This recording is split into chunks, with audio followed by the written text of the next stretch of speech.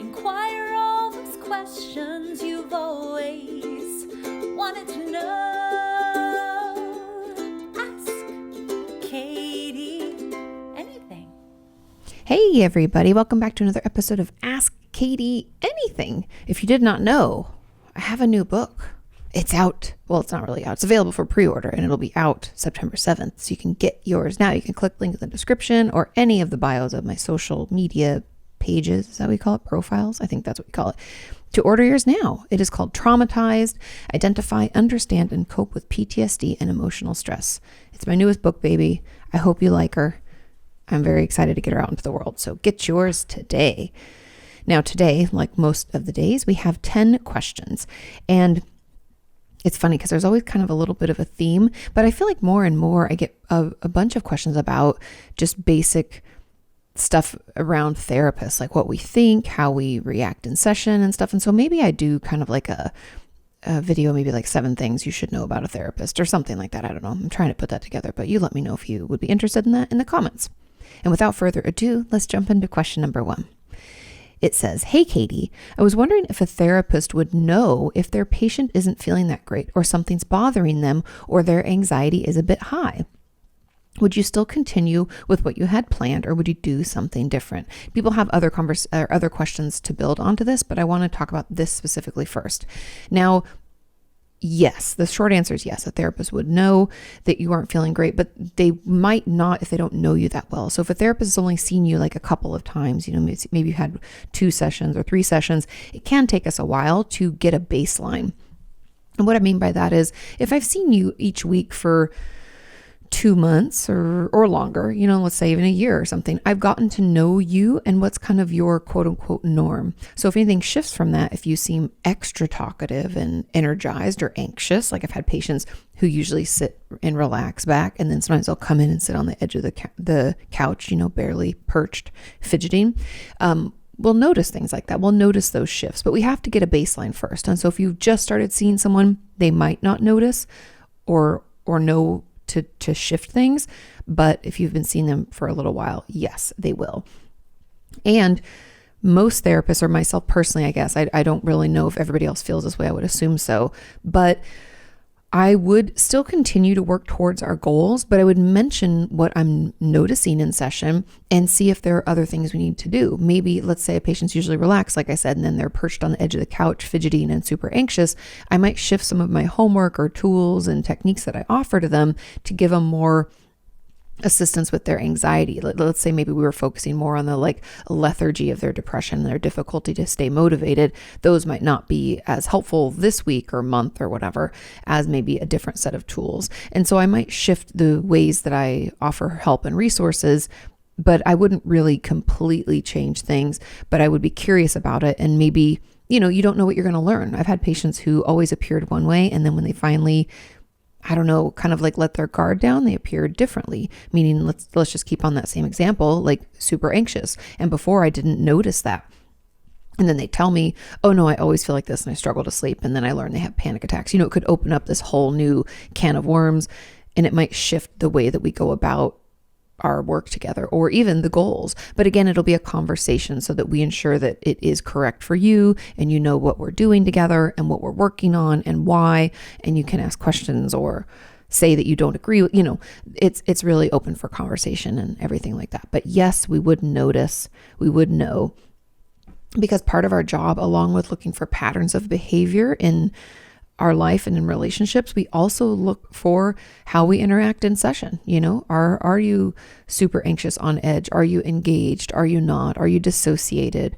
Do you struggle to put words to how you feel all the time? Do you stutter? We're trying to pick up on different behavioral things in this session to better assist, right? The more we know, the more we can help. Now, a comment on this said, "Hi, Kati, I have a similar question. How do you start a conversation when you're anxious? I find that I choke on my words, and then the other person doesn't think I have something to say. It builds even before the conversation starts because I texted them the night before because I can't be direct, so I text as an alternative. Hope this makes sense. Thanks for all you do." That totally makes sense. And there are a couple of things. Therapy is my number one. having someone assist you with your anxiety to kind of bring that level down so that you can speak more easily in social situations is going to be key. Having someone who specializes in anxiety would be even better. But for today, I think, because part of what will help us with this is actually exposure therapy, and doing this more and more, it'll get better and better potentially. But we need some tools and techniques before we go doing that. So don't do that now, but seeing a therapist, I think they're going to, help you better manage how you talk to yourself about social situations and other people and conversations, things like that, give you some ways to calm your system down so then you can continue to keep trying and get better at it. But for today, I think a great way to help us is to notice what you tell yourself about those situations. When you're going to go talk to someone, are you already telling yourself that you're going to choke on your words and look stupid or sound stupid or whatever kind of, I know that the conversation we have with ourselves is often a shit talking one. So what is it that you're saying? Let's think about that. Pay attention. And then use those good old bridge statements I'm talking about all the time, where we try to, instead of saying, because we're not going to believe it, we can't just all of a sudden shift to, I'm amazing, this is going to go great, I'm going to talk perfectly, I'm not going to stumble on any words. Our brain's going to be like, highly unlikely. Instead, we're going to use a little bridge statement that's like, I'm open to trying this again and hoping it will get better.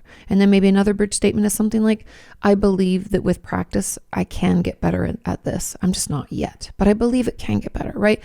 And all these little things. And you might be thinking, well, those aren't really positive statements, but the goal of bridge statements is not for them to be positive. Instead, it's for them to not be negative. And so I would encourage you to pay attention to that conversation and try to shift it, because talking more kindly to ourselves about these situations that maybe aren't going as well all the time will help us feel better and make it less likely for us to feel overwhelmed in those social, engagements, and we're less likely to choke on our words or stumble. Does that make sense? I hope that makes sense, and I hope that helps. Now, the second question on top of this, a comment below says, hi, Katie, do therapists avoid certain things and wait for us to bring them up? I wouldn't say avoid, but we definitely wait for you to bring certain things up. So I feel like my therapist can tell my emotions and how I'm feeling insanely well, but certain things I feel like she doesn't ask or dig deeper into. So I'm wondering, maybe certain things therapists wait for us to say.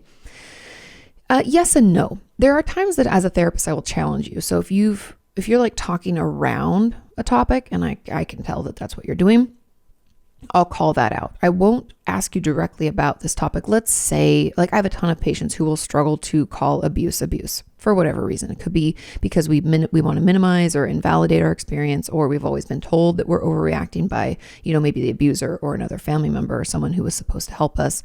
So we can talk around it and not want to call it what it is. And I will just call that out. I'll say, I noticed that, we're using a lot of synonyms and we're not really talking about this directly. Do you know what I mean? And I'll ask them if they know what it means. Sometimes people will be like, I don't know what you're talking about. Or, sometimes then they'll say like, I don't want to say that word. It feels like an overreaction, or it feels really overwhelming, right? It can be kind of scary to admit that what we experienced was abuse, or that what happened was a trauma. There can be certain words that we just aren't comfortable saying because of maybe our own stigma or belief about that word. And so I will sometimes call it out like that. I wouldn't use the word, but I would just draw attention to this like avoidance that I'm seeing. And then when it comes to talking about any kind of trauma specifically, I will guide a patient into it, but I'm not going to bring it up on my own. Does that make sense? Like, I definitely have had patients do what I call doorknob confessions when they're like leaving a session. They're like, oh, by the way, I was abused from ages 6 to 10. And I'm like, okay, we'll pick that up next week. I'm glad you were able to say that here. And they leave. A lot of people do that, know that it's completely normal. And so I'll take a note, and then at the next session, after a quick check-in, I'll say, I'd like to talk about, what you mentioned at the very end of your session last week about abuse, and so I will use the term once they have said it first, but I'm not here to push them to talk about something more quickly than they're ready. I'm not here to, use a word that maybe is so emotionally charged it can cause them to dissociate. I will slowly encourage my patients to use the words, like real words, about what happened, because I think there is some power in having language to put to it, and it can be very validating for them to hear it from me sometimes, that I also agree that was, let's say, abuse or something like that. But yeah, even though I've suspected certain things or feel like I kind of know what's happened, I will wait for a patient to bring it up, because being a therapist isn't about making assumptions. I feel like assumptions kind of go hand in hand with judgments. And so I like to just, be very aware of what's going on, ask questions to guide the conversation, and wait till my patients are pretty much ready to talk about stuff. It's not that I'm not going to challenge them to talk about it, but I'm not going to force them, I'm not going to push them more quickly, because we all know how that can be re-traumatizing or overwhelming and make it even harder for us to heal. So yeah, I hope that makes sense, because when it comes to your question, let me go back, just make sure I answered everything. She can probably tell your emotions. Yes, of course, because she knows you well. Says, but certain things I feel like she doesn't ask or dig deeper into. She may not feel like you're ready. And at this point, if you are out there and you have a therapist and you wish that they would ask about something, it is completely okay to just say that. Now, I know that can be really difficult, but it could be, again, like a doorknob confession where you're like, hey, when we skirt around the stuff about my brother, let's say, or something, and his drug use, I'm just making up a scenario, I'd like you to push me more to talk about it. Okay, bye. We can do that, and that's fine. Therapists are always walking this fine line of challenging you enough, but not pushing you too far that you're re-traumatized or so upset you can't continue or lose faith in therapy altogether, right? It's this very tricky balance. And so, yeah, I think that's great. If you want to say it and bring it up and you want them to talk about it more, you can tell them to. Okay, let's move on to question number 2. It says, hi, Katie. Are therapists faking themselves in sessions? Good question. My therapist told me that she adapts to each client and is more mindful of how she is with me and is more conscious of being more predictable with me. What does that even mean? That she's more toned down and not as energetic as she would be with other clients? She said all this as I brought up some things that I've noticed in session about her. I love the way she handled my concerns, but now I'm left wondering if she's being fake and whatever care she has shown is just pretend, or maybe all therapists are like that. I could bring it up in session, but I'd rather hear your or the community's take on this. That's totally fair. Now, no therapists are not faking themselves in session, but we will cater our responses to you as the patient, because some patients need a softer touch.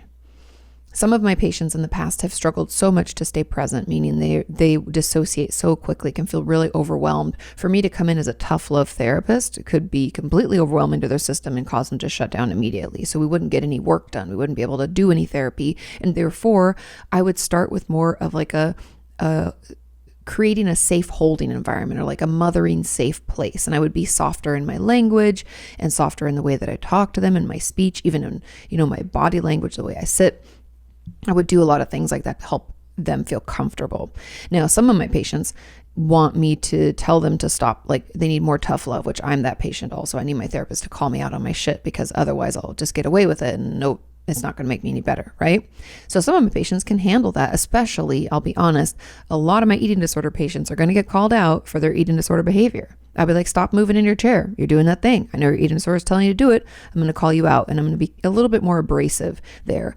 But again, not every patient can handle that, harsh, and not even harsh, because it isn't harsh. It's more like a tough love. Like, hey, you're coming to me to get help, and I'm going to tell you what I'm noticing so that we can work together to stop it, right? So each person is going to be a little bit different. And I've had some patients who want to be called out on their shit in session, or want me to be more, just tougher on them, and others need it softer. And so I will shift how I am in order to accommodate that, because again, therapy is more about you and not at all about me as the therapist. And I'm here to help you as much as I can. And so that's really what your therapist is doing. It's not faking themselves. It's more about knowing how best to guide the session. And you're going to be different than other people. And so what she's saying, so to make sense of what she said, because she told you she adapts to each client and is more mindful of how she is with you and is more conscious of being more predictable. So being predictable for those of us who have had a very tough upbringing. Let's say a parent was a drug addict or an alcoholic, or we just had a parent who was never really around, right? We couldn't predict. Or if we had a parent who was a narcissist or had borderline personality disorder that wasn't working to get better, they can be really difficult to predict. You don't know which one you're going to get, right? You can come home and they can be really angry and lash out and be super impulsive, or they can be super sweet and you really just don't know. You can feel like you're walking on eggshells all the time. And if we've had that kind of upbringing where we're constantly walking on eggshells, kind of waiting for some other shit to happen or somebody to hurt us, then having a therapist that's predictable and calm is going to be really healing because you've never had that before. However, then another patient, going back to another option, right, or another type of therapy, if a patient's always had a predictable family and they just find that they're, struggling with fear of failure and anxiety, and it's impairing their ability to do their work and move up and whatever they're trying to do, I'm going to be a little bit more pushy, right? Because it's not so important that I'm predictable and soft. It's more important that they recognize all the behaviors that they're doing that aren't helping them so that we can work on them. And so I'm going to call them out a little bit more. And so that's really what your therapist is saying, is that for you, it's really important that she's predictable and probably a little bit more soft and warm. But other clients is different. And so, yeah, being energetic, like I wouldn't be super energetic or animated with my anxious patients because it's just going to build that in the room. Instead, I'd be very soothing and calm and keep my cool, not too fidgety, don't talk too fast. I'll even slow down and kind of take some breaths while I talk to them. There's things that we can do to kind of help you soothe your system, right? We're sharing an environment together and an energy. And so we'll try to keep that energy at the most therapeutic level possible. I don't know if that makes any sense, but I hope it does. She's not faking. She's just trying to create the environment that's the most healing and supportive for you. Now, there was a comment on this that said, "Hi, Katie, can you please also cover whether therapists ever fake specific emotions that they want to model to their clients? My therapist will say things like, 'I felt a wave of compassion for you when you talked about your experience as a child.' I find it hard to believe that she genuinely feels that way." Why is it hard to believe? I think there's something in that, but let's dig into that in a second. So she's been doing this for a while, so I'm sure she's heard it all. I'm just one of her 30 or so clients, so I don't see why she would feel anything at all. She's been trying to help me be less self-loathing and more self-compassionate, so I think it's just one of her techniques. Okay, when you said that you'd find it hard to believe that she feels compassion for you, that is honestly just transference. So what you're doing is you're transferring your own relationship with yourself onto your therapist, and you're like, I don't have any compassion for me, so I don't understand how the fuck you do. That's what I hear in that. When a therapist, I don't believe I've never known, maybe some people do, but I've never known any of my colleagues to fake emotions with our patients. It's more, we would express what we're feeling to hopefully help you get a better handle on yours and be able to identify what you're feeling. Or maybe she's probably, like you said, she's trying to get you to feel more compassionate for yourself. And so she's expressing to you that, hey, when you told me that, saying that you feel compassion for someone is really like, I feel sad for the fact that you had to go through that. But people don't respond so well to, I feel sad for you. People are like, I don't want your pity. People get so defensive.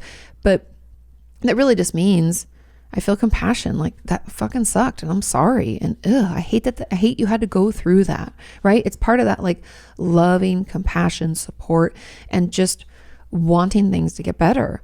And so she's trying to show you that, yes, this can elicit that response. And in a way, it's giving you permission to offer that to yourself. Now, it's going to take some time. And it sounds like right now your defenses are still up. So you're like, yeah, you can't feel that way. She must be faking it. This can't be real. Nobody feels compassion for me. I'm not worthy of it.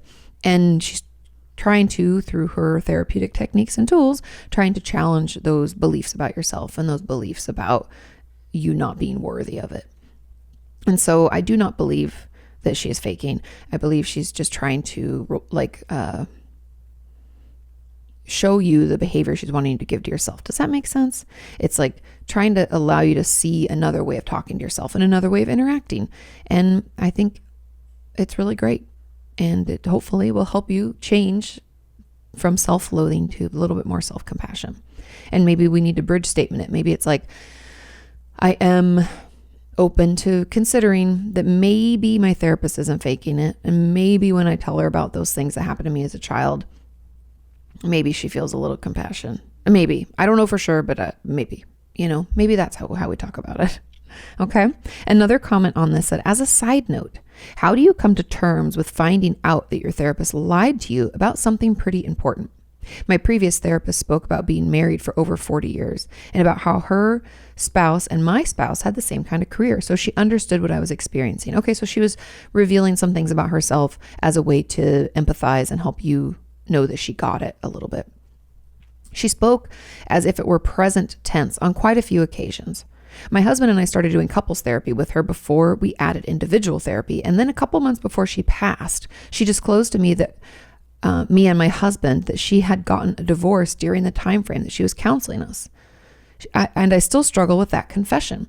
I believe it has led me to not fully trust in my new therapist. And I find myself thinking twice about what she says and not wanting to hear anything about her personal life. That's fine. They shouldn't share much anyway. I find it difficult to trust any of my feelings or even talk about my marriage with her in therapy. How do I get help? What can I do to help get over these feelings of betrayal so I can move forward in therapy? Well, okay. I'm just going to challenge you a little bit, because her not telling you about her divorce, I would want you to rethink whether that's actually betrayal, or let's reframe this, because I would argue that she shared about her personal life a little bit to help you know that she, like, quote unquote, gets it, right? Because feeling like a therapist actually knows where we're coming from. Like, I can't tell you how many times I'll have parents ask, like, do you have kids? And upon hearing that I don't, they're not as open to talking about things, or they will feel like I just don't get it because I can't, right? I don't have children. I don't have any plans of having children. And so I don't understand their experience fully, and that can bother people. Now, you knowing that she, had been married for a long time and her husband had a similar job as your husband, helped you feel heard and understood. Now, did the divorce mean that she didn't understand? Probably not. And she probably didn't tell you that because A, it's none of your business, and B, it doesn't actually have any bearing on the work you're doing in therapy, because it's actually about you and not about her. Now, if she was disclosing like a shitload of information about her personal life, I would argue that therapist isn't doing a very good job, and they should keep their own shit to themselves and talk about it in their own therapy and leave your sessions for you. But it sounds like it was a small disclosure, and she would add in little bits about it to help you know that she gets it. And her telling you about her divorce would be her disclosing personal information as if it was her own therapy session, when it's not. Because I think of it this way: if you were in her shoes and your marriage was dissolving and you were getting divorced and you're working with another couple who you'd already like told them you were married and blah, blah, that could make them feel like it's not going to get better and that they're going to get divorced, right? That's not very helpful. And that's kind of like a negative thing to bring into a therapy session. And so I wouldn't have done it. I wouldn't have said it either. So anyways, I just want you to kind of consider it from another perspective, because I don't so much agree with you that it's like a therapeutic betrayal.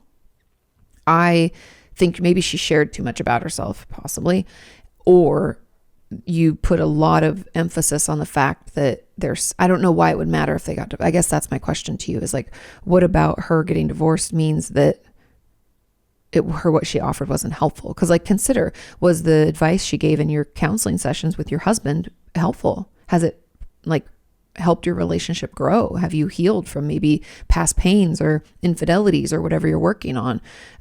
Was it beneficial? If the answer is yes, then it really doesn't matter what was going on in her life, because again, it's not her therapy session, it's yours. And she didn't disclose it because it's not really pertinent. Do you know what I mean? And I'm not saying this to like invalidate you in any way. I'm just saying sometimes I think we believe that therapists are like not real humans, and like we don't have problems too, and we don't divorce or break up or fight with people or do things that aren't correct, or I don't know, lash out at someone because we're really tired. We're people too. We make all sorts of mistakes. And her sharing that with you a little bit, I think is fine, but her life, that's kind of where it ends. Now it's your therapy and it's not really about her. I hope that makes sense. And I hope you don't feel like I'm not trying to invalidate or minimize what happened. I'm just telling you that I really think that she didn't share out of therapeutic benefit to you and your husband. That would be my thought about it. Yeah. And if you're still really struggling, so the last little part of her question, so how can I move forward in therapy? You can talk about that betrayal in your new therapy. Sometimes we just need to be able to process what we went through in our past or, our previous therapist's experience in the current therapy setting so that we can let them know of certain triggers or things we don't like. And it can also help ensure that they don't do certain things. Like maybe you don't want your current therapist to share anything about themselves. You can say that. That's fair. I don't share much about myself at all in session because it's not helpful for my patients. The only thing I might share, I've told you guys this, is like if I had a patient, this is years ago, going through like a friend breakup. And I was like, I've had some of those. And, here's what I kind of learned. And so I won't really share much, but I'll share that like, I've been through it too. Or like someone's losing a parent. I'm like, oh yeah, my dad died when I was 24. I'll tell people a little bit about that, but I don't share much. It's only done as a way for them to know that I at least get it. You know what I mean? So yeah, I hope that helps. Let's move on to question number 3.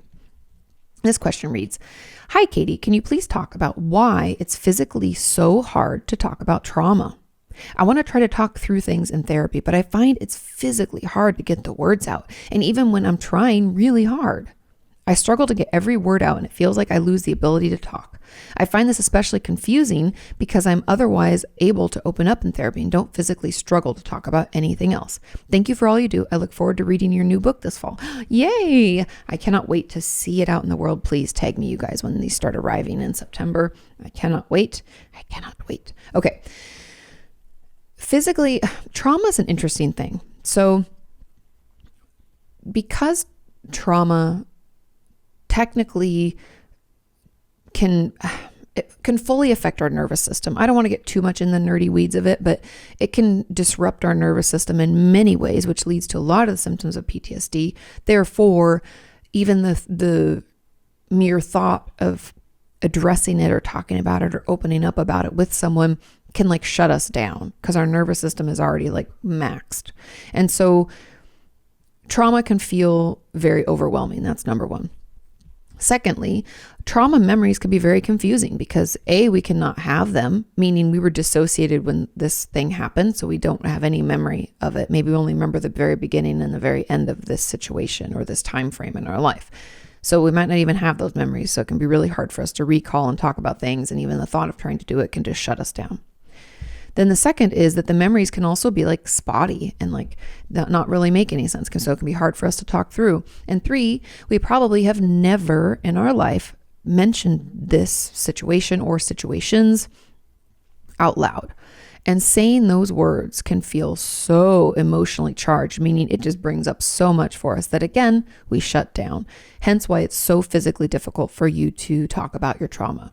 Now, my encouragement would really be for you to start doing other ways to communicate, because there's more ways to communicate about something that's not just using words, talking out loud in session. And those are things like journaling, starting to write a little bit about it. You don't have to write it in a story form. You could start out, maybe it's easier in therapy to start doing a trauma timeline.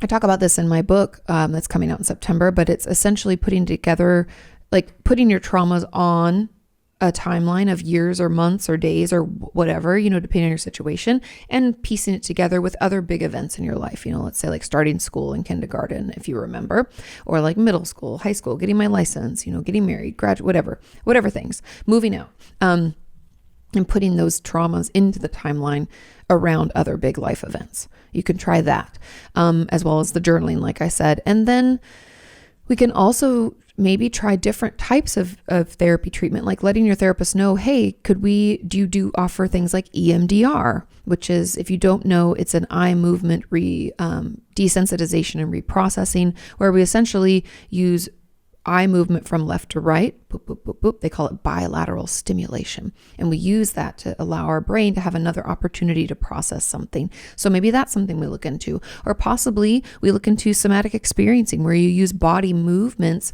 to get that stuff out of our system, which can bring down, again, that emotional charge, so that then we're able to talk about it. So there are a lot of different things that we can do to try to calm our system so that we can talk about it. Don't think anything's wrong with you because it's difficult. It's difficult for a lot of people. It's completely normal. But we just have to find ways to calm our system down so that we can push through it.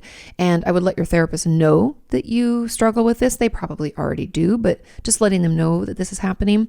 And then Maybe even just tell them, hey, I need more resources and ways to calm my system down. You can say that and your therapist will know what that means.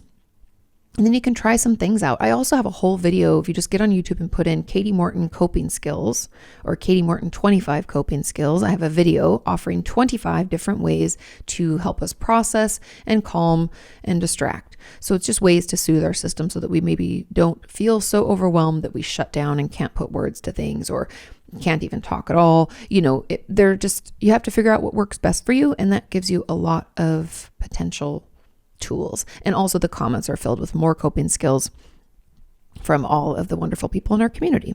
So maybe give that a try, because I think that that's what's holding you back, is that feeling of overwhelm. And it's very normal, especially when it comes to trauma. Okay, let's move on to question number 4. And this question reads, hi, Kati, can you talk about chronic loneliness and what it is? I thought I had social anxiety, and maybe I do, but it's this feeling of being unconnected that has me feeling hollow. I think this is really common, but I don't have the language or knowledge to describe how I'm feeling. What baby steps can I take toward making progress towards connection? Now, there was a comment below this, but let's just dig into this one first. So the thing that's interesting about loneliness, and I think the reason so many people have this problem, is because having friends or being in social situations doesn't mean we don't feel lonely. Connection, we find, okay, so if you guys don't remember, I had a video that came out at like the very beginning of COVID talking about how the polyvagal theory, if you want to really get nerdy, you can dig into polyvagal theory. And I think it's Dr. Stephen Porges is the one who did most of the research in that area, but my brain, I think that's correct. Anyway, what we learn is that our system can be both soothed and also ignited, meaning we can be energized through social connection. However, we also know that it's not some stupid conversation that we have about the weather with somebody at a cocktail party and we don't even really know them. Any of those like kind of, lighthearted conversations we have, just like basic kind of chit chat that nobody really likes, right? Nobody really enjoys that kind of stuff, but that doesn't help us feel connected. So just being around people and being at parties or events is not going to help us feel connected and less lonely. What we find is that eye contact in person with someone who actually understands us is what helps us feel connected and soothes our nervous system while also helping us feel excited and ignited and energized. Okay. And so this chronic loneliness may be, and I have a couple suspicions, but it may just be because we don't spend time with anyone who actually understands us or knows us. And therapy is a great way to get some of that connection. And I would encourage you to seek that out and look into it. So there's that component. But also we may, and this is one of my suspicions, those of us with borderline personality disorder can really struggle with our sense of self, like who we are and feeling like we know who we are, or we can struggle so much with our own identity that it makes it feel impossible for us to connect with someone else in a real way. Does that make sense? Because like we don't know who we are, so how are we supposed to tell somebody else who we are so that they can get to know us? It feels impossible. Also, we struggle with fear of abandonment, so we can get into a relationship and then worry that now they know us and we really care about them and we could get hurt. I better run away. And so we can go and, have this like cycles of perpetually leaving relationships preemptively so that we don't get hurt, and then we feel lonely again. And so I'd be very curious about that as well. And social anxiety, I guess the way to tease it out, whether it's chronic loneliness or social anxiety, is what's your level of worry about social events? Is the buildup of going to a social event just like, I don't want to go, this is going to be terrible, it's going to be terrible, and all these swirling thoughts of worries. What if nobody likes me? What if I don't know anybody? What if we have this constant worry that we can't control? That's anxiety. Chronic loneliness is like just not feeling connected, feeling like no one really knows us and I don't have anybody that cares about me. It can be more of that vein. So if we have a lot of overwhelming worry that we can't control, then it's anxiety. And seeing a therapist and changing the way that we talk to ourselves about our anxiety, that will all be incredibly healing. Yeah, so I know that's a lot, but the best way, baby steps toward making progress and connection is, I have this video and I want you to watch it, and it's about building self-confidence. I think it's like 5 ways to build self-confidence. I came out like, I don't know, last December or something. You can probably find it on my channel, just search it. But some things we can do, and this is going to sound silly, but one thing that I want you to do is I want you to do what's called building mastery. Now, building mastery is when we take something that we like maybe enjoy doing, or something that we're kind of good at, but not like really good.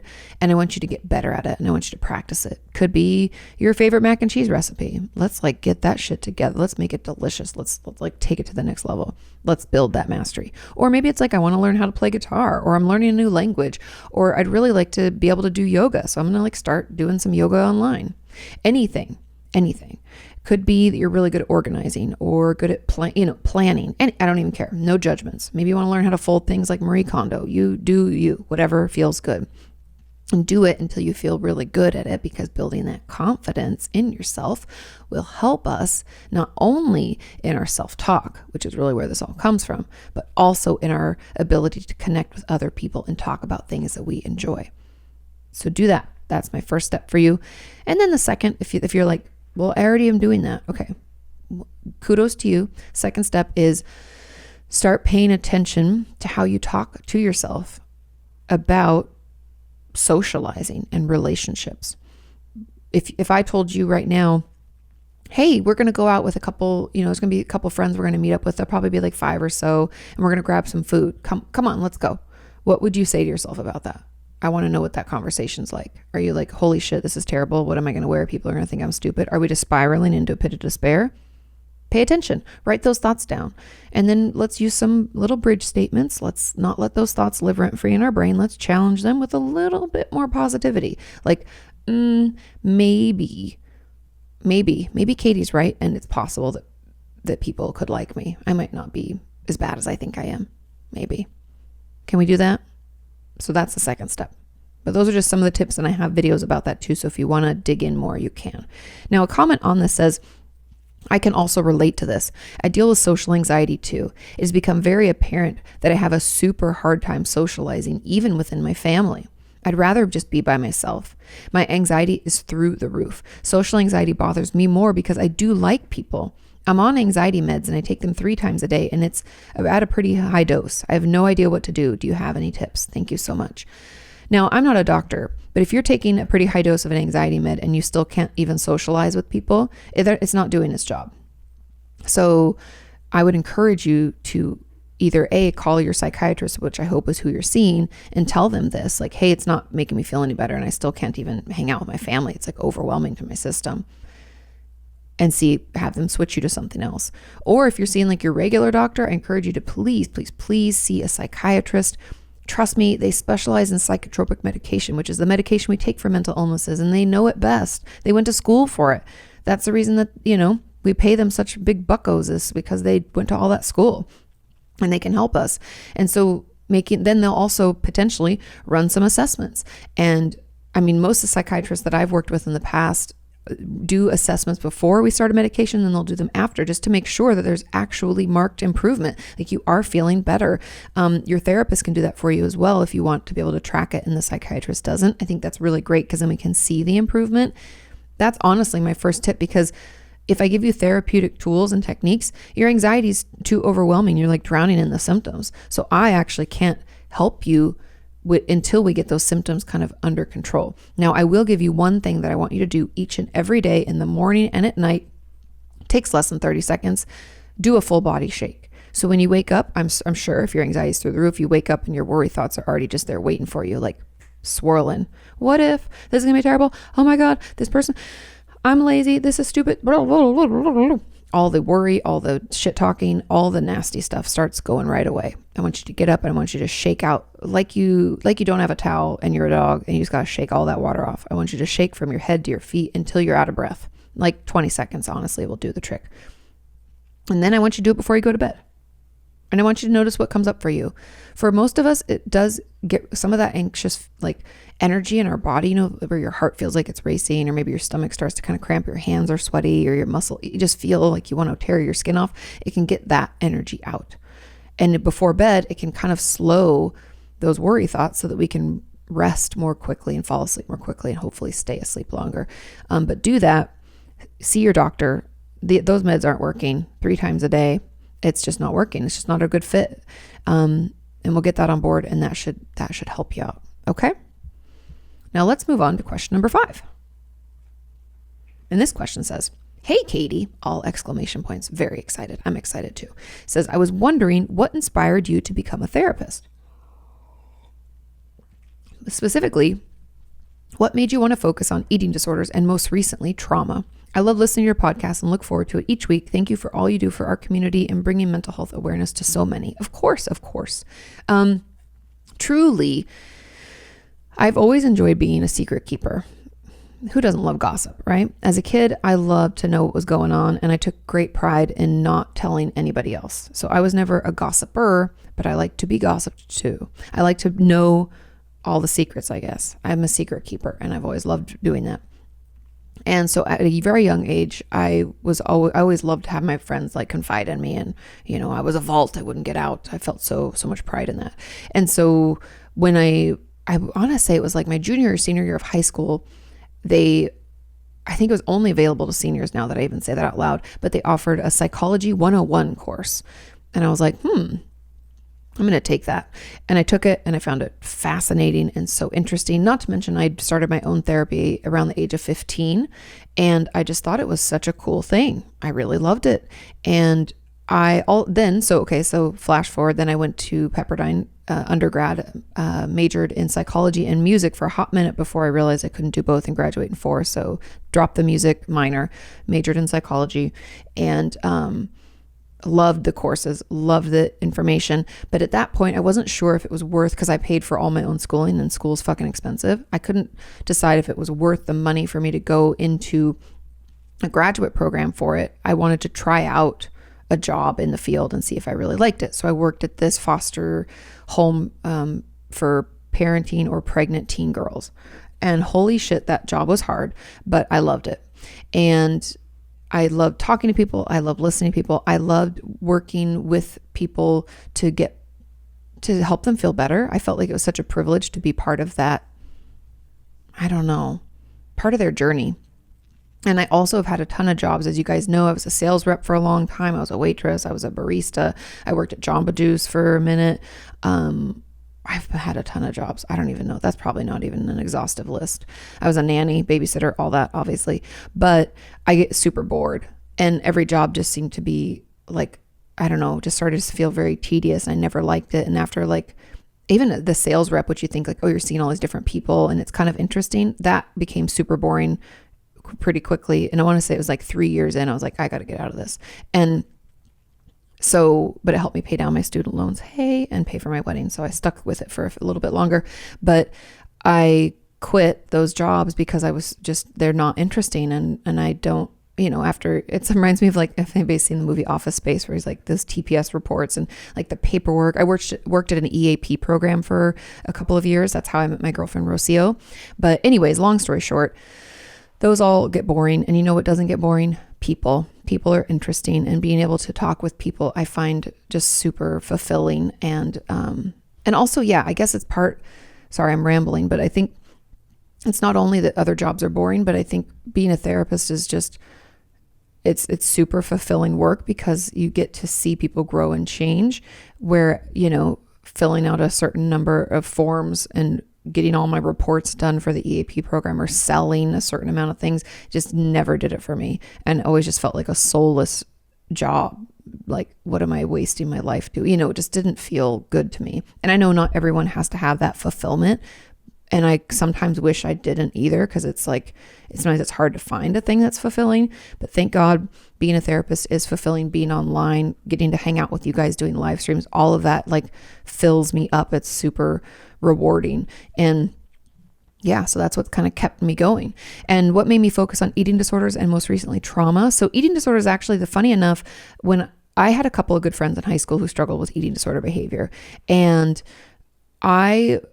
from the get in therapy, they always tell you if you've experienced something personally or someone close to you, you might want to stay away from that a little bit until you get your own handle on it, right? Like meaning work on your own shit in therapy before you try to do it as a therapist, which is great advice.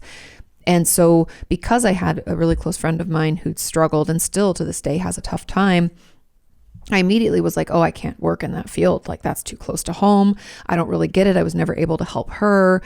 Ugh.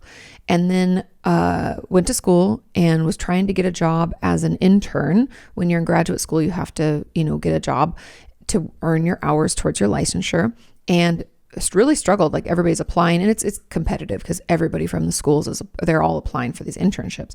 And I got one offer that didn't pay at all, and I got another offer that paid. And the one that paid was at an eating disorder treatment center. And I was like, a lady's got to eat. I got to pay my bills. I need to have this one that pays. I can't work for free. And because I was a waitress at the same time and doing all this stuff, it was just overwhelming. And so I thought about it. I was like, I'll give it a try. If it doesn't work, I can always try to find something else. And so I began working at this eating disorder treatment center, and it was the most fulfilling job. I just fell in love with the girls. I fell in love with the process. It was so educational for me to learn about it. I think it makes me a better friend to my friend from high school. And yeah, I don't know. It was just some of the most fulfilling therapeutic work I've ever done. And so it started from there, and it's grown ever since. And trauma, the reason I've most recently become so interested in trauma is because I believe that 100%, if not like at least 98% of us have been traumatized and just don't know it. And I think we've defined trauma, unfortunately, in society as like a veteran returning from war, or someone who'd been in a horrific accident or was like horribly physically abused throughout their whole life. We think of these big things. And the more I learn and the more I hear from each and every one of you, the more I realize that trauma is everywhere. We have all been traumatized.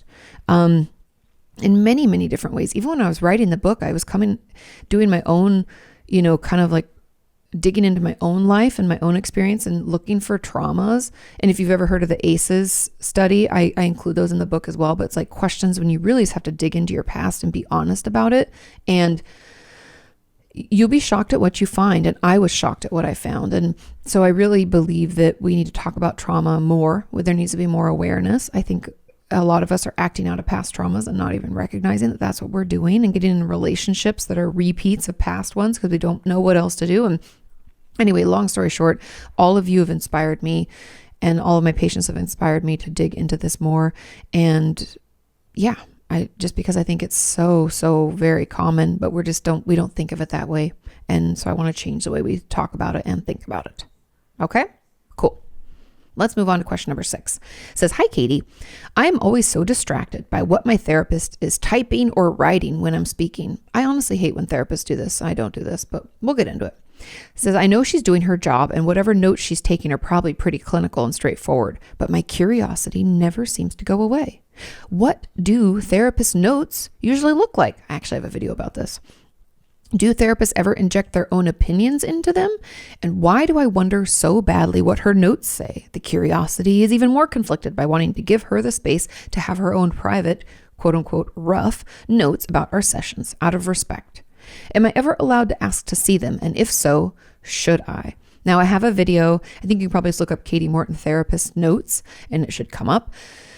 But I personally don't write or type much. I don't type at all. I actually think computers and typing, having them on my lap or next to me on the desk in my office, it was just too much I don't like the way that looks. It feels very disconnected. And I personally, as someone who's been in therapy, wouldn't like that. So I've never done it. I used to keep a little notepad on a clipboard on my lap, and I would jot things down. And I would always tell my patients, you can always ask to see what it is, but it's usually notes about names and ages and symptoms that I'm noticing. That's pretty much what it is. And I do most of my note taking after the session. So in the 10 minutes between your session and the next person, I'm taking some notes about the things that I noticed, homework that I gave you, and things that I want to check up on. So that's really it. Those are the things that I usually write down because I don't want to forget that, oh, you have a younger sister because she's coming in town next week from school or something, and her name is, I don't know, Lucy. I want to remember that Lucy's her name and that she's 24. So I'll write that stuff down. I'll say going to school, and I don't know, let's say she's in Boston and in school. So I'll write that stuff down so I don't forget. Or, parents divorced, mom remarried this other guy. We don't like him. So I'll put like a little notation like, client thinks is a jerk. And just things like that, so that I keep track of your family tree and people in your life that are important. And then homework that I've given you and symptoms that we're tracking. So I'll be like, didn't sleep well, I'll write all that stuff down. So that's usually what they look like. And I don't do it as much in session as I do right after your session, just because I think it is distracting. So, and do we ever inject our own opinions into that? Yes, we do. Because it's our clinical assessment. So I might write in a patient's note, not sleeping well, seems a little hyperactive, curious if bipolar might be a possible diagnosis, or talked about past relationship with girlfriend, wonder if abuse was there. I might write things, or alcoholism ? I'll write things that I'm wondering about, things I still need to assess, so that I'm not forgetting anything or missing any of the red flags or signs or symptoms and things like that. Now, that's really it. And then wondering what her notes say. I think it's very common. A lot of people want to know. And I've actually never had a patient ask to see mine, but I think it's because I'm so candid about it. I'll tell them on our first session, almost always. Maybe if there was too much to talk about in the first session, I might say it in the second, but I'll just tell them what I write and why I'm writing. If you see me jotting something down, you can always ask. But again, no one has ever asked. But they are it's your file, and they're notes about your session. Therefore, if you don't know the rules in therapy, you hold the confidence, meaning that confidentiality is yours. So let's say a good example of this would be if I'm out in public and I'm your therapist and I see you out there, I'm not going to come up to you and say hi. I won't even wave. I won't even acknowledge that I know you. And that's not because I'm being rude. That's because if I say hi to you and I don't realize you're with somebody else and somebody walks up, I'm like, who's that? How do you know them? I've just put you in a pretty shitty situation where then you have to decide, do I need to tell this person that I work with that that's my therapist? Do I want them to know I'm in therapy? That's pretty messed up, right? But you can always walk up to me because it's your confidentiality. And if you want to break that confidence to say hi, you can, but I won't do it. Does that make sense? So that's kind of how this works. And it works the same way in the notes. Those notes are yours to have if you want, but you'd have to ask me for them. Now, a therapist might say that they don't think it's clinically helpful or therapeutically beneficial for you to see the notes. And I've told patients that before in the past. Not that they asked to see them, but I've told them, because one of my patients was getting all of her stuff transferred over to me. She was switching therapists, and she was like, I kind of want to read all that therapist wrote about me because they didn't have a very good relationship. And I was like, I don't know if that's really helpful. I can read through them if you want and let you know. And she ended up never actually reading them, but you can, and it's your right to. But a therapist might give you a little pushback if they don't think it's going to be helpful. And so yes, you can see them if you want. And the last thing I want to say about this is, please tell your therapist you find this distracting. They can do their notes another time. I know. Or she can just not type and only jot down specific things and just tell you what she's jotting down. That might help too. Because the thing about it I don't like is that it's distracting you in session and pulling you out of what you should be focusing on, which is your therapy work. Now, there was a comment on this and it says, also, do all therapists take notes? Mine doesn't during sessions, but I can't help but wonder if she does it after or something. She probably does. I would say, yes, all therapists take notes because we're trained to. It's the best way to prevent you from losing your license. If someone was ever to say that you did something, your notes are kind of proof that it didn't happen, or proof of what you were working on, or any of those things. And also for insurance, they require certain notations and paperwork and stuff. And so it's just part of how we're trained and what we should be doing, like treatment planning and all of that goes in the notes. And it's really important. So most therapists do them between session, like I said, I do. And a lot of therapists now do everything electronically because it's like time stamped, and there's all sorts of protections within that. This person says, I find it hard to believe she remembers so much of what I say without making some sort of notes, because she probably takes notes.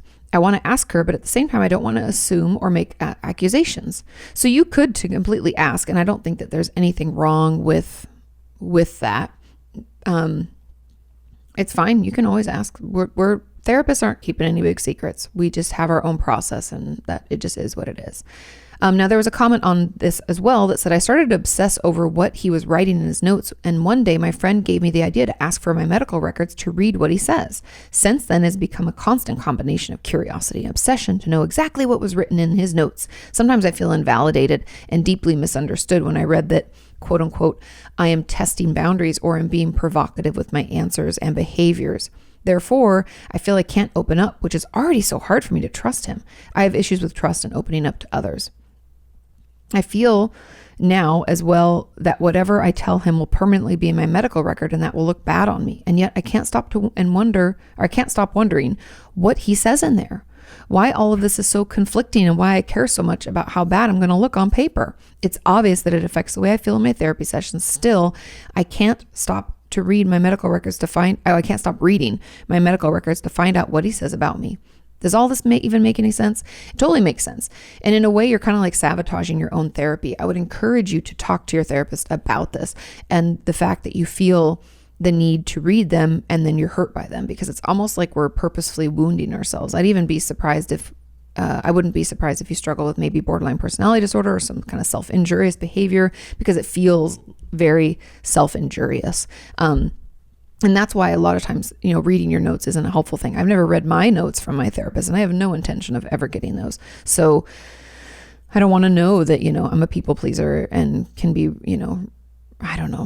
cries a lot, and I don't even know what they would say, struggles with boundaries. I don't need to read all that shit. That's not going to make me feel any better, right? And so I would tell your therapist that you struggle with this and talk about it. And I would be very curious about this defense mechanism or how often this comes up in your life. Are there other ways that you purposely harm yourself, even knowing that it's going to hurt you? Have you done things like this before? I'd be curious about that. And then second, I would also be curious about, secret keeping and what role that plays in your life. If you've ever felt like like for instance, I would suspect that someone who struggles with this could also have had, a tough time maybe with friends, always thinking that people are talking about them behind their backs and always looking at other people. If someone laughs in a restaurant, you're like, oh my God, they're laughing at me. I would be curious if you have those kinds of situations and obsessions as well. But yeah, just being curious, not judgmental, just learning about it, I think could tell you more. And that could also explain, why you care so much if you're going to look bad on paper. Like, where's that coming from? Who do you think is reading this, and who do you think cares about that enough to, you know what I mean? Let's dig into that. That will tell you more. You have all the answers. You just have to be a little bit curious about it and talk with your therapist about it, because it is impeding your growth and your work in therapy. And it's really important that they know that that's happening. Okay, let's move on to question number 7. It says, hi, Katie. Do you have any tips on how to force yourself to do the work? For example, lately I've been wanting to try journaling, emotion charts, and reading more self-help books, but I'm having trouble getting myself to do it. Mostly because I hardly have time. It just feels like an extra task. And when I do have time, I'd rather do something like relax and watch TV or take a bath. I started an antidepressant a few months ago, and it is really helping, but I want to take it a step further and do some other things to help myself so that I don't have to rely on medication forever. I love that. I don't think the reason I don't do it is because I'm too depressed. I think it's just because I hardly have time, and when I do, it's the last thing I want to do. Do you have any tips on how to make time for self-care and healing, and how to make yourself want to do it? Thank you. Now, the wanting might come later. I'm just going to throw that out there. Sometimes we have to do it even though we don't want to do it. That's life. I think that's adulthood, doing shit you don't want to do because you know you got to do it. I feel like that's what adulthood is, and no one tells you, don't grow up, it's a trick. Anyway, I really think when it comes to this, considering self-care and healing as a thing that can be added on easily in less than 10 minutes. So the problem I feel like with society and like social media in particular these days is it makes self-care into this big fucking thing where it's like, I need to have hours of my day so that I can read tons of chapters of this book and journal for 20, and I'm supposed to write these things down. I'm also supposed to do this bullet journal, and then I'm supposed to go get a massage and then like paint my toenail. Like there's so much stuff that we can feel like we have to do, when in reality, I would encourage you for just a week, for 3 days a week, either when you wake up or when you go to bed, depending on how you are. Some people get up early and have time. Others, like myself, are like, if you have to leave the house, you're like racing around like a maniac. I don't have time in the morning, but I do have time at night, is to get yourself into bed. And 5 minutes before that, maybe it's like, maybe right before you go brush your teeth, or maybe it's when you're like laying in bed, I want you to journal out 2 things you're grateful for, 2 things you're working on, and 2 things you're looking forward to. And I want you to do this 3 times. That means maybe I do it on a Monday, then my week gets crazy. Then I do it on a Thursday, and I do it on a Saturday. You're all good. Let's try that. If that feels like too much, let's just try once a week. But I really would like there to be a little bit more consistency throughout your week, maybe twice at the very least. But let's give that a go and see how that works. Because what I feel like is happening here is you're wanting to do all these things. And I wouldn't be surprised if you don't struggle with like black and white, all or nothing thinking. Like I have to either be completely on board doing this perfectly or fuck it, I'm out. And I want you to find a space where you're like, I'm just going to try to incorporate a little bit each day, or 3 times a week, or at least once a week. I'd like to do something. And I don't want it to take you more than 5 to 10 minutes. If you're really struggling, just move on to the next thing. I only have one thing I'm grateful for. Wonderful. Move on. Next thing. I want you to get through this so that you can not only tell yourself and your brain really that self-care doesn't have to be overwhelming and doesn't have to take up all your time. And then I also just want to get into this pattern or this habit of even thinking like that. Because for some of my patients, I'll be honest, they've been doing like these gratitude lists for a long time, so much so that before they go to bed without even thinking, they're like, today I'm grateful for, and they'll like do their thing in their head. So you can get to that point where it takes you just a couple minutes and you can just go to bed. And yeah, that's really my tip, because so often we feel like it has to be this big thing and take forever. And I'm here to tell you it doesn't. And it's actually easier for us to continue doing that self-care behavior when it doesn't take very much time. These should be small things, like even if it's, I hear from people a lot of time, like I want to, get back into exercise. It feels good and it's a good self-care for me and I haven't done it in forever, but I can't get myself together to do those 1.5-hour classes or those 45-minute classes. I'm like, dude, start 5-10 minutes. Why don't you walk around the block, go get your mail, do some stretches when you get back inside, call it a day. That's a great place to start. We have to start somewhere. We can't start running marathons. We'll die. It's not good, right? So getting us to a point where we can do it is kind of the goal. But you don't even have to be building up. Just being able to incorporate it little by little each day.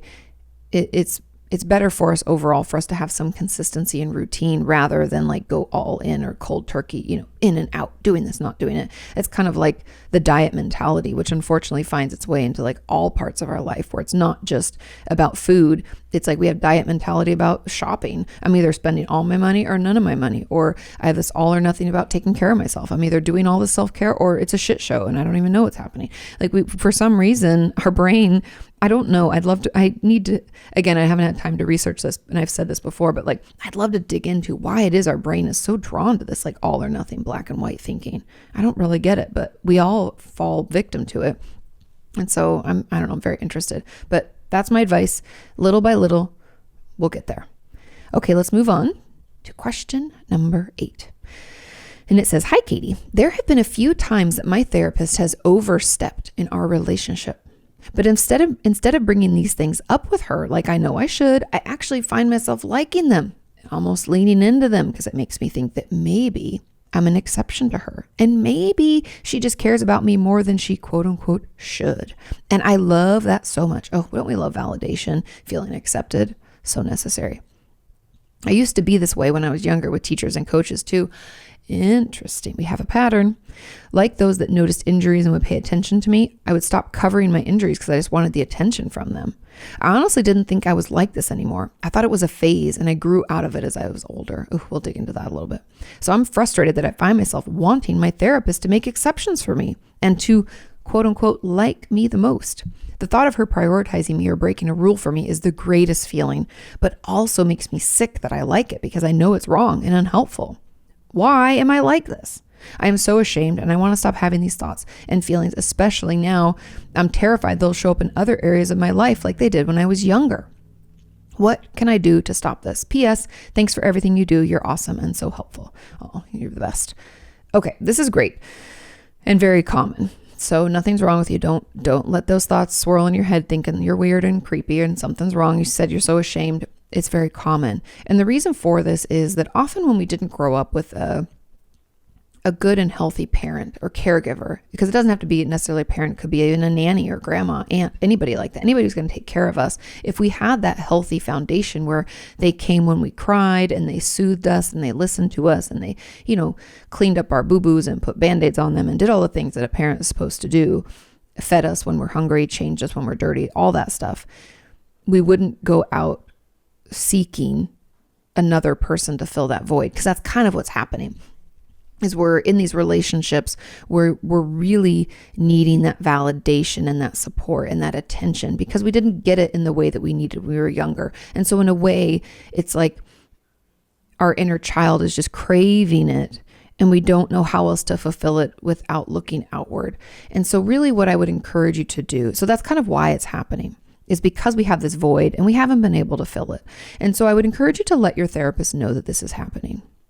And yes, I know you just plugged your ears and were like, la, la, la, I didn't hear and I don't want to talk about it.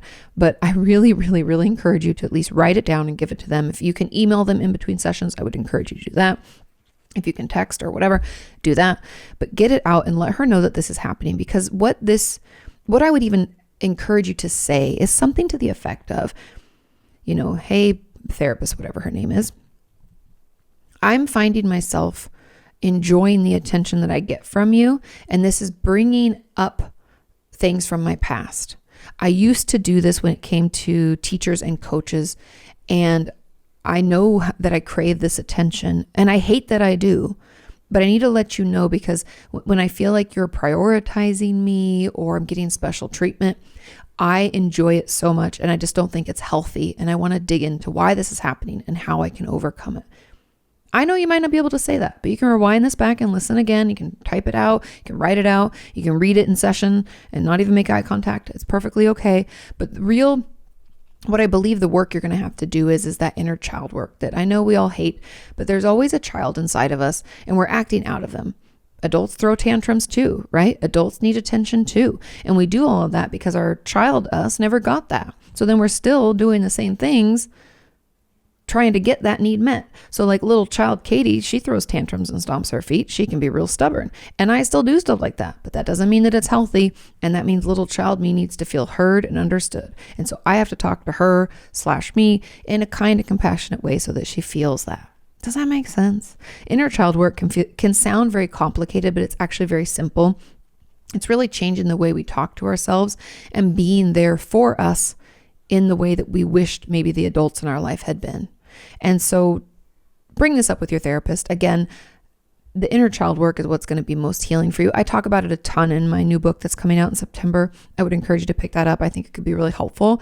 But just getting this out and letting your therapist know this is happening and that you see this pattern is going to be such a game changer for you. I know it seems difficult up front to get that out into the world and to tell her that you're noticing this, but I'm here to tell you that doing that and making that leap and being honest is going to be this huge, I don't want to say it's like a life-changing moment, but it's going to open the door to a whole new life for you. And I'm very excited for what can come out of this work, because I believe that this is probably the key to a lot of things, like the root of what has been causing you upset in your life in general.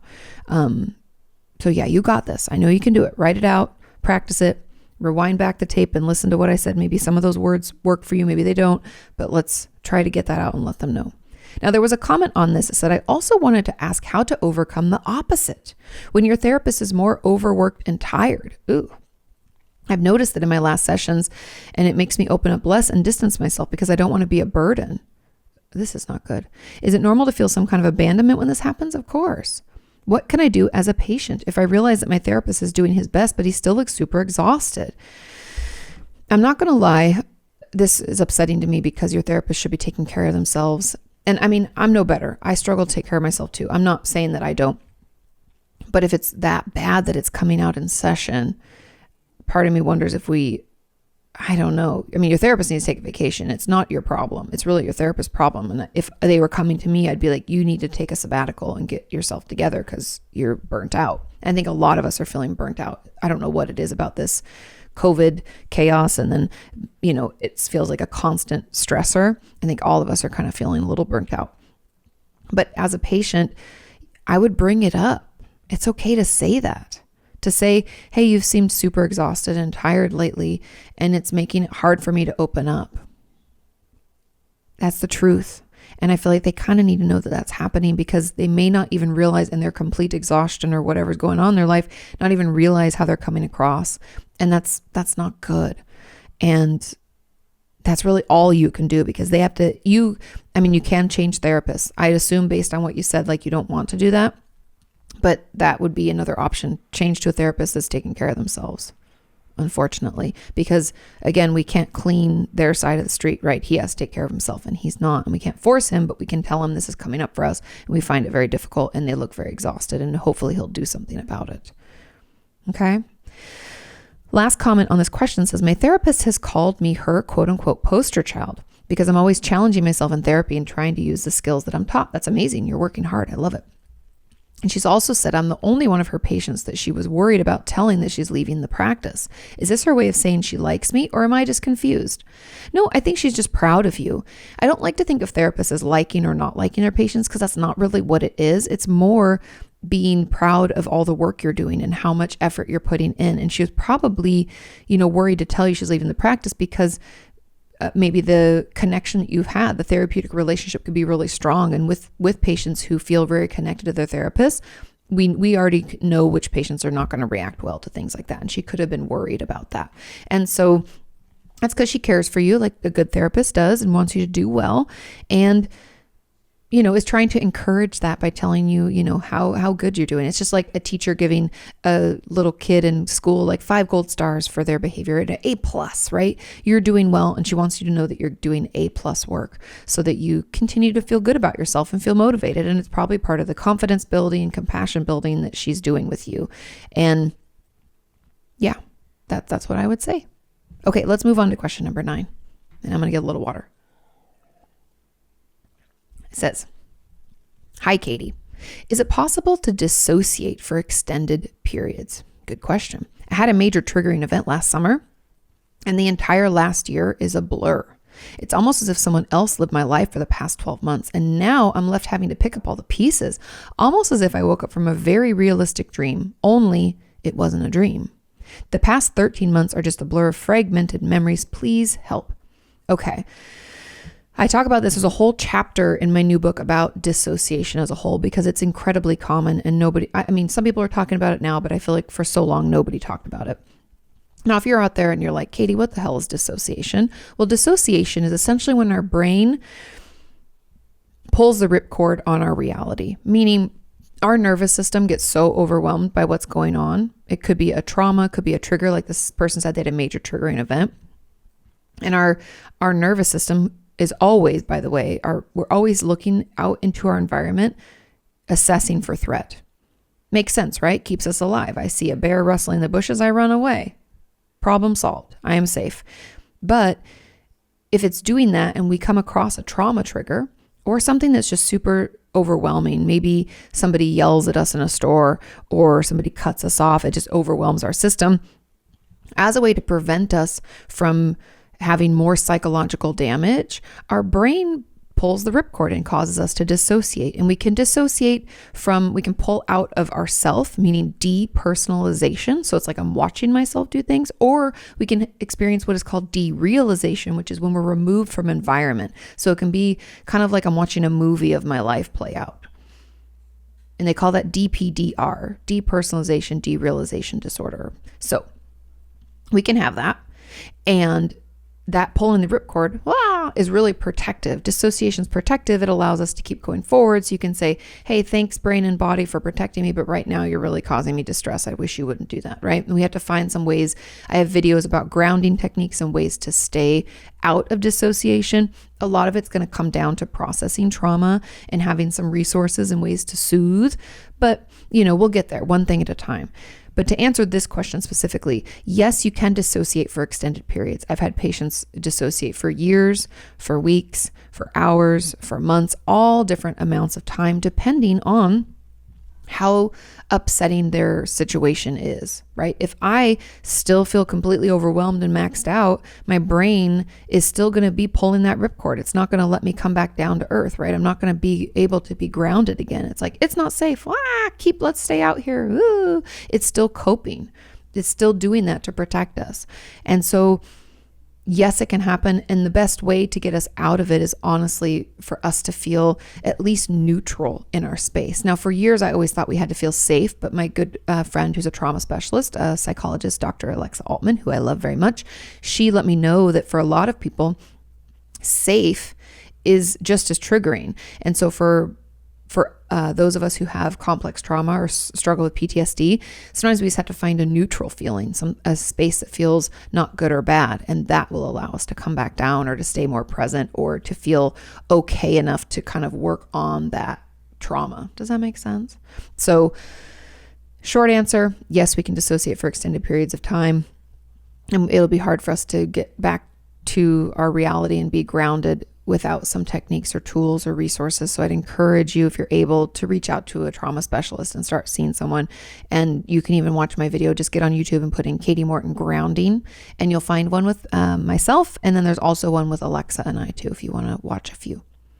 Final question. Question number 10 says, hi, Katie, can mental illnesses ever be a choice? I often feel as if I've chosen my eating disorder. I don't know what it is about eating disorders, but a lot of my patients will say this. I think I'm doing this on purpose. But let's finish this question. It says, because when I was about 12 years old and really unhappy, I saw a movie about anorexia, and somehow it quote unquote clicked in my head. And I decided that I wanted to get as sick as possible. I've had some problems before, like OCD, and was worried about my weight because my family was very critical about my body, but I still feel it was a conscious decision to start my eating disorder. Since then, I've never been able to get out of this, and I often feel guilty when I take up a place in a therapy or treatment center because I feel that my sickness is my fault. Can mental illnesses be a choice? And if so, why can't we stop? Okay, this is a great question. The truth is, some things can start out with a choice. Now, in this question, I don't actually think there was ever a choice to be made, but let's dream a dream. Let's think of another example. Let's talk about drug addiction. Now, drug addiction is going to begin with us as people making a choice to do that drug, right? A friend asked if I wanted to, do cocaine or shoot heroin. And I was like, sure. And I did it, right? So you could say, oh, they decided. And, now they're an addict and that's their fault. But I'm here to tell you that that's not really how it works. So even if I right now was like, I think I'm going to be anorexic. I'm not going to eat. I'm very critical about my body. I don't like this. Even if I decided to do that, first of all, I don't have the gumption to continue because I just don't have it. Like I don't, being hungry only makes me angry, and it makes it impossible for me to do my job. There's just too much of a price to pay, and it just doesn't work for me, and I just wouldn't do it, right? So even if I was like, I'm going to do this, I'm going to try to make this choice, I would fall off because I don't have a thing that I'm trying to cope with, and I don't have other ways to cope.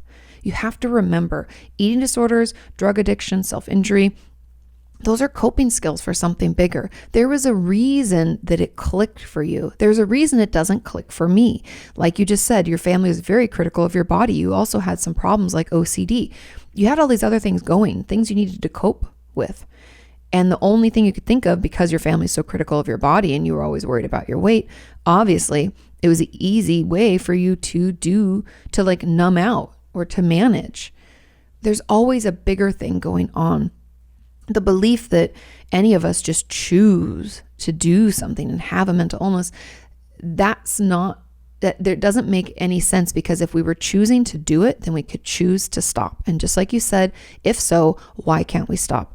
Well, the answer is we do not choose to have a mental illness. Mental illnesses are not a choice, unfortunately. So we cannot choose to stop, just in the way that some people will become alcoholics or drug addicts and we do not. I can still choose to drink sometimes, and I can choose to stop. But people who are alcoholics or drug addicts legitimately cannot stop until they're, drunk or high. And they, even if they felt like shit the next day, they're going to get up and do it again. Why? Because they can't stop, because they have an illness. And I think it's just the way that people try to talk about things, or thinking that, well, I decided to do it that first time. You know how many people have done drugs one time and not come back to it? A lot of people, because they don't have an alcohol addiction or a drug addiction. That's just not who they are. That's just not how they're wired. They're not looking for something to cope with, or a way to cope with a bigger issue. Does that make sense? I think so often we feel like, well, I have all these choices in life. And sure, okay, if when you were younger, your family wasn't so critical of your body and they got you into therapy really early and you had a lot of coping skills and ways to manage your OCD-like symptoms, sure, you might not have had an eating disorder. But that's not how things played out. That's not what happened to you. And you needed to find another way to cope. And so you did. And one of the only ways that we often, as kids especially, one of the only ways we can cope is by controlling our bodies, because we can't control our environment because our parents do. We can't control school. We just have to go, and there's classes we have to take, and we don't have much of a choice, right? There's so many things that we don't really have choices or independence on. And the one thing we do have independence on is our own body. And so it's no wonder that a lot of kids struggle with overeating, undereating, drug and alcohol addiction, sex addiction, things like that. Because there's only, we only have so many things that we can actually do to control. And so many things we can control. Sorry, I said that oddly. And yeah, and that's why we can't stop, because you have a mental illness, because there's something else going on we're trying to cope with. And it's the only thing that has done the trick right now. So you have every right to take up space in a therapy or treatment center. You have every right to get help, because everybody there is just like you, and they have the same mental illness, and they're just looking for the same relief and the same recovery. And yeah, it's not a choice. Honestly, I kind of wish it was, because then we could choose to stop, right? It'd be so much easier. Just like stop doing that thing. But unfortunately, that's not how it works. Okay, that's all we have for this week. Thank you so much for listening. Please share this podcast with a friend. Please leave a review, 5 stars. If you feel like it was 5 stars, please leave 5 stars. And please pre-order my book, Traumatized. It is available for pre-order now. And if you pre-order now, you get the first 2 chapters. I know, 2 whole chapters right away. Immediately. You just have to sign up in the link. You can look at my Instagram at Katie Morton, the link in my profile. There's I've been doing swipe ups on my stories all the time, but you can get those first 2 chapters immediately and get to reading right away. And then, you get through those and the book will come out September 7th. So pre-order yours, please, please, please. Thank you so much for listening. I hope you have a wonderful week, and I will see you next time. Bye. You can ask her why breakups suck, or why you've hit a plateau. Inquire all those questions you've always